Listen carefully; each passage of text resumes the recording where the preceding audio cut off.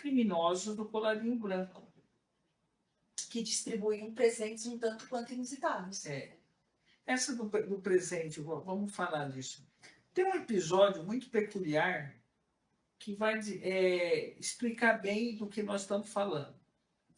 Eu estava no cargo de secretário-geral do Ministério Público de Contas, em Mato Grosso do Sul, e nós fomos convidados pelo então presidente do Tribunal de Justiça à época, que eu prefiro não falar o nome dele, para uma reunião na casa dele.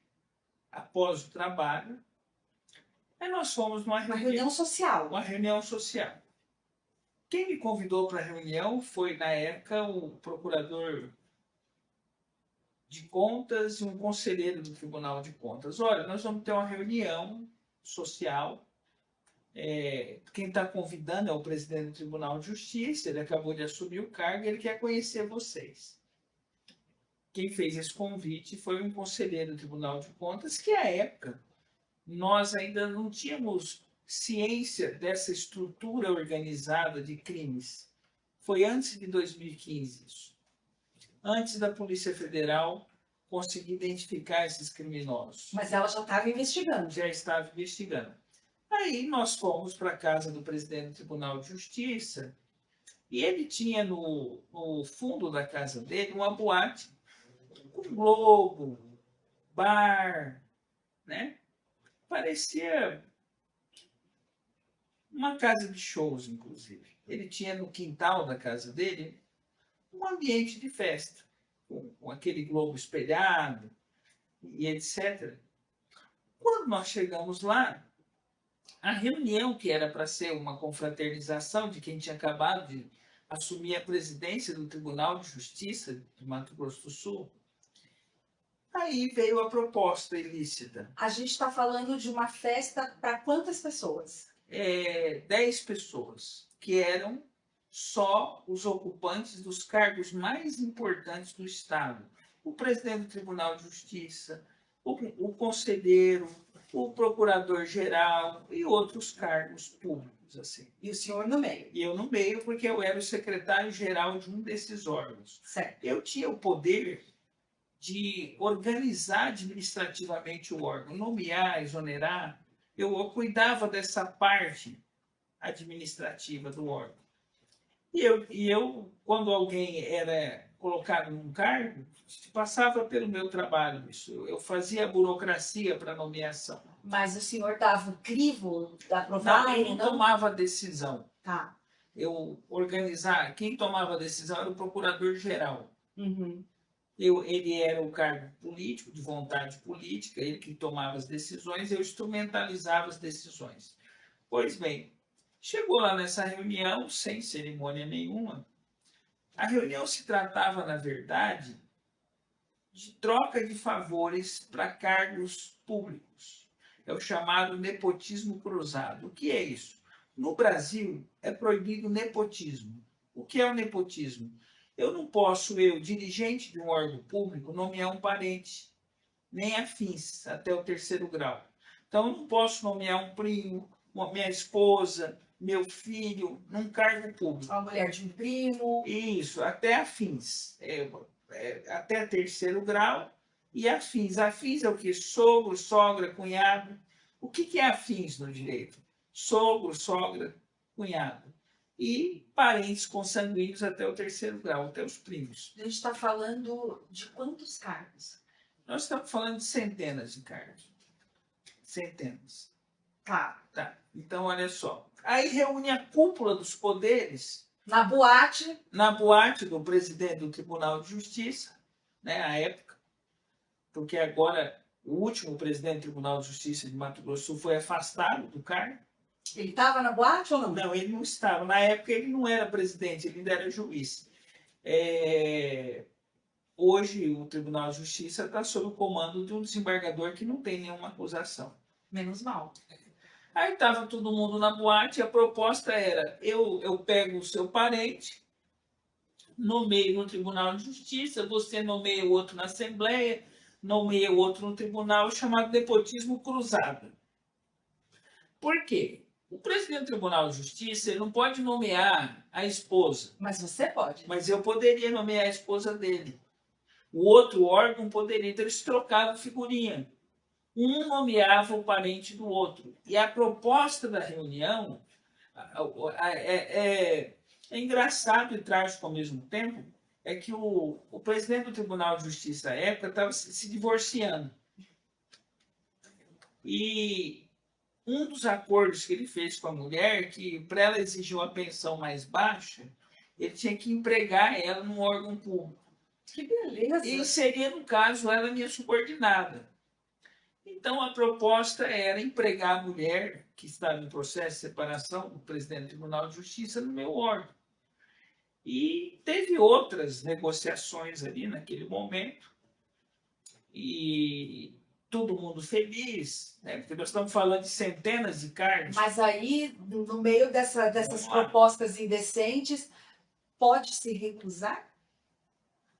Na verdade, pode se recusar, mas você imagina, eu assisti as pessoas responsáveis de cuidar da justiça do meu estado propondo crimes. E você recusou. Eu nem respondi até hoje. Então, assim, o que acontece? Você fica sem ação, você não sabe nem o que falar. Porque você vai numa reunião, o chefe do maior poder que existe, e é onde ele está propondo aquilo que ele tem que punir. Porque é o Poder Judiciário que vai anular uma nomeação ilícita, mas ele está propondo que se faça. Você não sabe nem o que fazer. Terminada a reunião, e ele estava muito feliz, ele puxa para o meio do salão de festa uma caixa. Uma caixa grande. Parecia um baú de madeira. Tipo do filme do Rambo. Isso, aqueles baús que o Rambo guardava, o arsenal. Aí ele abre a caixa, tinha fuzil, metralhadora, pistolas. E ele dá uma arma ilícita de presente para cada convidado. Para comemorar o acordo ilícito firmado entre os poderes. O que você ganhou? Eu ganhei um fuzil 223. Só que eu entreguei o meu fuzil para o procurador-geral, ficou com ele. O fuzil. Isso que eu estou te contando, eu contei no Ministério Federal.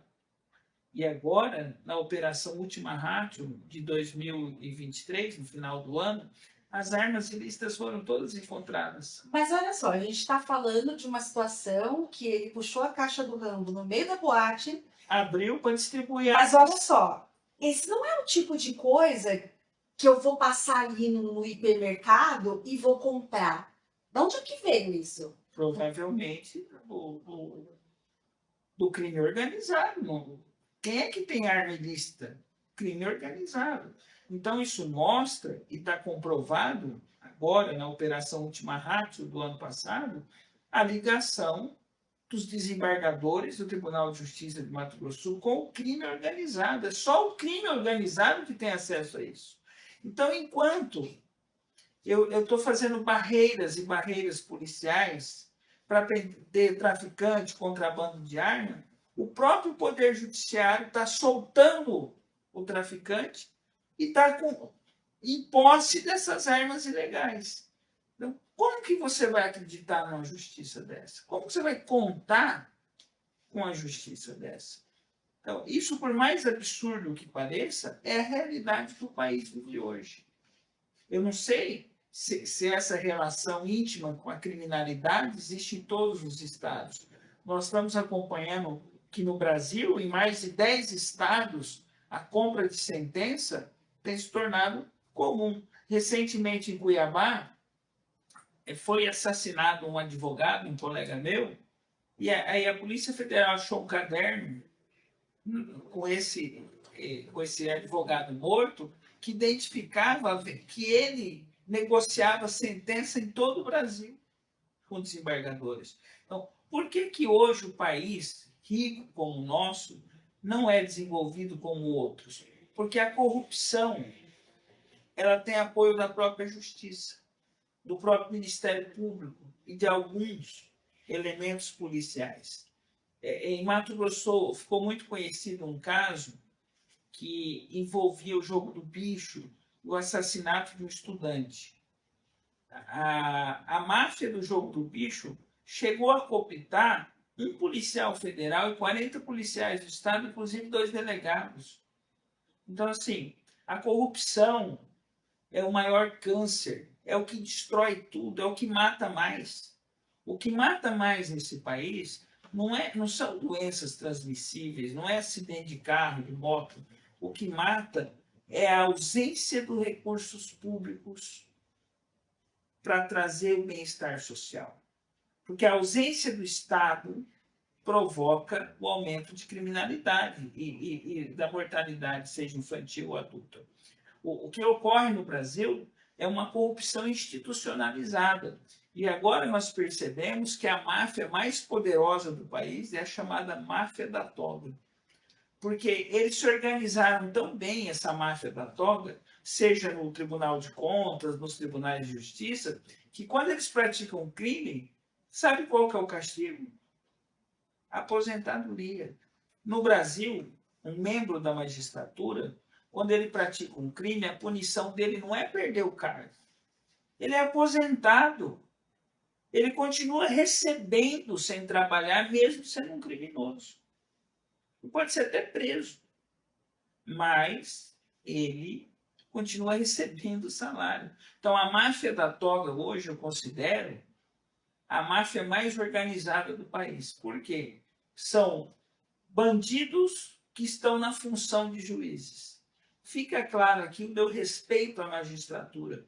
Eu fui professor da escola da magistratura. Eu ministrava aula para juízes, antes de eu passar o processo que eu passei de degradação humana. Ocorre que muitos marginais estão